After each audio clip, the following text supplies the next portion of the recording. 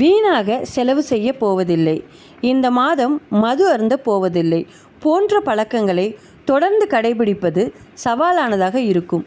நீங்கள் தவிர்க்க விரும்பும் பழக்கத்தை வெளிப்படையானதாக ஆக்குவதே இதற்கு நல்ல தீர்வாகும்.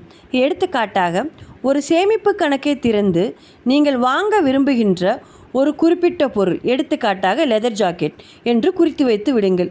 நீங்கள் எப்போதெல்லாம் ஒரு பொருளை வாங்குவதற்கான சபலத்தை வெற்றிகரமாக சமாளிக்கிறீர்களோ அப்பொருளின் விலைக்கு ஈடான தொகையை உங்கள் சேமிப்பு கணக்கில் செலுத்தி விடுங்கள்.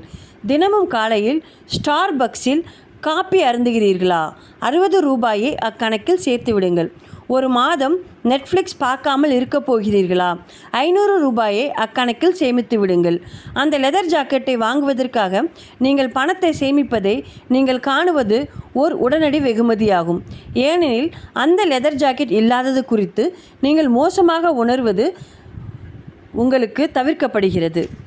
என்னுடைய வாசகர்களில் ஒருவரும் அவருடைய மனைவியும் அடிக்கடி வெளியே உணவருந்துவதை நிறுத்திவிட்டு இருவருமாக சேர்ந்து வீட்டில் சமைக்க விரும்பினர்.